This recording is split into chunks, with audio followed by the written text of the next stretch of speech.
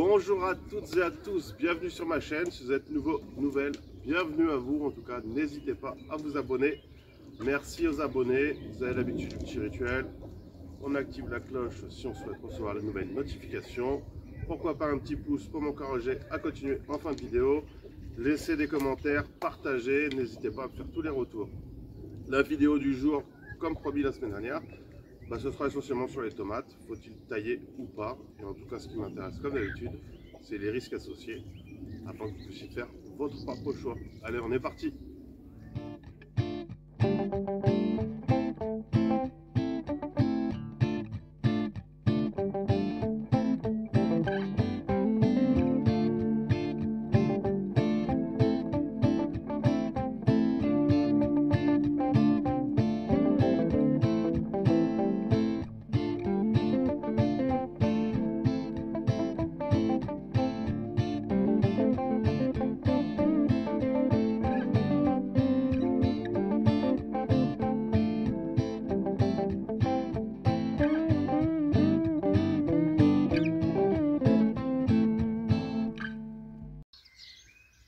Explications par les images. Allez, ce pied-là, il est un peu particulier. Ça vaut le coup de regarder. En fait, si on regarde au pied, on s'aperçoit que les feuilles qui tombent d'habitude, non seulement ne sont pas tombées, mais en plus, elles se sont développées. Donc, généralement, on a l'habitude de dire que ces parties-là, là, ici, souvent on les retire lorsque vous rempotez. Elles ne font pas de mal, mais néanmoins, si je veux les retirer, je peux les retirer. Ça s'en va tout seul. Si je les laisse, il n'y a pas de souci non plus. La sève va aller un petit peu dedans et puis c'est pas grave. Après, on a l'habitude de dire que ce qui touche le sol, comme là, on a l'habitude de dire qu'il faut les retirer. En fait, ce qu'il faut comprendre, c'est que lorsque ça touche le sol, il y a un risque au niveau du contact qu'avec les moisissures, que les feuilles elles soient attaquées. Donc forcément, il y a un risque de pourriture. Donc c'est pour ça qu'on les conseille. Donc soit vous les retirez, ou soit vous pouvez les laisser, il n'y a pas de souci. Par contre, vous connaissez le risque. Par contre, c'est pas parce qu'il y a un risque que ça va forcément arriver. C'est pas parce qu'on arrive on roule à 200 km/h que forcément on va être flashé. Néanmoins, ce qui est préconisé, c'est de respecter la limitation. C'est pareil. Donc là, hop, je vais lui donner la forme. Je vais les retirer aussi la partie du bas. Pour info, les tomates c'est très odorant, donc n'hésitez pas à remettre ça un peu à droite à gauche dans votre potager. Ça va retirer, faire fuir certains insectes, etc. Puisque on rappelle, les insectes souvent c'est à l'odeur qui se déplace. On continue. Si je regarde le pied, pareil, on a une tige ici, on a une tige ici. Et à l'origine, cette partie-là qui est plus grosse, c'était le gourmand. On regarde un peu plus haut. Là, c'est pareil. Le gourmand, c'est la partie qui se développe entre la branche principale, qui est ici, et la feuille. Donc normalement, théoriquement, ça, je peux le retirer. On n'est pas obligé de retirer les gourmands.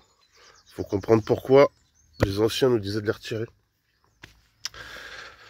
Parce que votre plante, concrètement, elle va vous voyez, elle va envahir le terrain, etc. Ce qu'il faut savoir, c'est que si c'est trop touffu, l'air ne va plus passer à travers, etc. En fait, c'est pas qu'elle va plus passer, c'est que vous allez concentrer l'humidité. Et on connaît tous le problème du mildiou, qui est un champignon, je le rappelle, qui arrive lorsqu'il y a de l'humidité. Donc si, entre guillemets, vous enlevez pas vos gourmands, et qu'en plus il pleut, qu'il y a beaucoup d'humidité, et que l'air ne peut pas circuler, vous favorisez les probabilités d'avoir le mildiou. Encore une fois, c'est pas obligé. Après, c'est vous, en libre et conscience, de le faire ou pas. Généralement, ce qu'on préconise, c'est que tout ce qui touche le sol, on retire, parce qu'on sait qu'il y a des risques. Et après, de temps en temps, c'est vous voyez la tête de votre plant, ce qui vous plaît ou pas. Là, je pourrais très bien retirer cette partie-là. Mais elle me dérange pas, je vais la laisser. Et après, généralement, ce qu'on fait, on fait entourer autour d'un piquet, etc. Là, je ne l'ai pas encore fait, je le ferai tout à l'heure. Il n'y a pas d'obligation. J'ai des pieds qui se débrouillent très bien tout seuls et qui ne sont pas encore attachés. On va aller voir en direct un exemple concret. On y arrive. Par exemple, ici j'ai un pied, il n'est pas tutoré. Pour l'instant, ça se passe bien. Peut-être que j'y mettrai plus tard une petite ficelle que j'accrocherai au grillage et ça ira. Un autre exemple. On voit ce pied de tomate. Je ne l'ai pas taillé, je laisse faire sa vie. Il ne me dérange pas. On pourrait dire, tiens, il est beau ton pied, etc. Mais en fait, si je regarde bien le pied, et ben en fait, là, il n'est pas là. Regardez. Hop. Hop. Hop. Le pied, à l'origine, il a été planté ici. Il s'est couché, je ne l'ai pas tutoré. Il a fait une vague. Et il pousse là. Je le laisse, on verra bien ce que ça donne. Il n'y a pas de règle avec les tomates. La seule règle, c'est qu'il faut bien comprendre que moins vous y touchez, comme celui-ci, je laisse buissonner. Forcément, quand on regarde d'aspect, là, on voit qu'il y a de moins en moins d'air. Donc, oui, il y a un risque d'avoir des champignons. Donc, il y a un risque d'avoir une maladie. Mais dans la nature, il n'y a personne qui vient tailler les tomates. Donc, après, c'est vous, en fonction de vos envies, et des risques que vous souhaitez prendre, vous taillez ou vous taillez pas. Concrètement, celui-là, voilà, je vais sûrement lui faire une petite taille après. J'aime pas quand il y a des feuilles qui frottent d'autres feuilles. C'est pareil.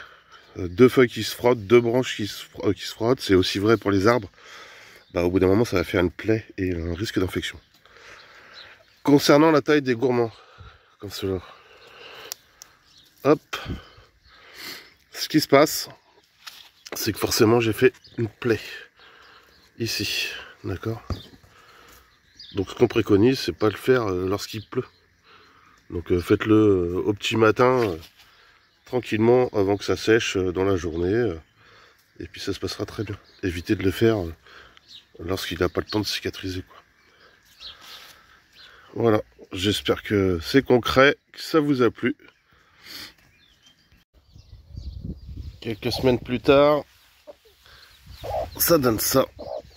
J'ai pris le temps, donc on voit ici, ça a bien cicatrisé et j'ai attaché simplement avec une ficelle juste en dessous, histoire que le pied il se maintienne. J'ai fait ça, voilà, l'exemple encore pareil avec une petite ficelle. Celui-là, je l'ai pas attaché en hauteur, il avait une corde juste en bas, juste pour le maintenir, et puis pour l'instant il fait sa vie, il grandit bien. Voilà, je vais pas tous vous les montrer, c'est pareil, celui qui buissonnait, il y va, on voit bien la grosse plaie là, d'où l'importance de faire les gourmands quand ils sont jeunes, si jamais vous décidez de le faire. Vous connaissez les autres moyens, et un peu plus classique, traditionnel, les fameux piquets là. On prend le temps d'entourer, de faire passer la tige, de l'entourer. Là potentiellement je pourrais en refaire encore un tour, mais le pied il se plaît, je vois pas pourquoi je m'embêterais. Tout en faisant pareil, attention, comme d'habitude, que ça frotte pas par terre. Donc généralement, vous voyez, je retire bien. On voit cicatrisation. Et ça se passe comme ça. Allez, je vous embête pas plus. Ciao, ciao. Voilà, j'espère que cette petite vidéo vous a plu. Ce qu'il faut retenir, vous l'avez compris, il faut faire simple. Si ça frotte par terre, si ça frotte entre eux, ou si c'est trop touffu, il y a un risque de maladie, pour faire simple. Néanmoins, c'est pas parce qu'il y a un risque que ça va forcément arriver. Il faut garder à l'esprit que plus il y a de tiges, etc., plus il faut de la sève. Donc forcément, peut-être aussi, plus petits seront vos fruits. Et encore, ça à vérifier. Si vous avez un plant qui est vraiment vigoureux, il pourra alimenter suffisamment les tomates. Une chose que je ne vous ai pas parlé aussi, moi dans ma région, généralement, je ne les fais pas monter à plus de 3 hauteurs. Je m'explique. Le pied de tomate, il va grimper, il va faire des fruits. Il va grimper, il va faire des fruits. Il va grimper, il va faire des fruits. Dans le sud, on voit des pieds qui sont immenses, qui peuvent faire 2 mètres avec 4, 5, 6 hauteurs de fruits. Le problème dans l'Oise en tout cas que j'ai essayé plein d'espèces, j'ai pas trouvé en tout cas celle qui me permettrait d'avoir des pieds de 2 mètres, mais qui permettent d'avoir des fruits à maturité. Donc généralement ce que je fais, c'est que lorsque j'ai 3 niveaux de fruits, 3 niveaux de tomates, je coupe, comme le principe qu'on avait fait gourmand, je coupe la tête du pied pour être sûr que le pied se concentre sur les fruits existants, sur les tomates existantes, pour être sûr qu'elles arrivent à maturité. Allez, on se quitte, je vous dis à la semaine prochaine. Juste, je vous demande une petite vidéo, je pense qu'elle doit faire 15 ou 20 secondes. L'heureux événement du jour.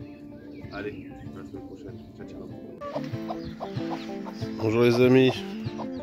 Petite surprise du jour. 4 petits poussins.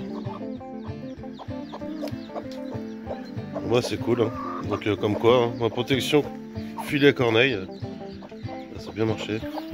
Il y en a même 5 des petits poussins. Bon, voilà, ma journée elle est faite.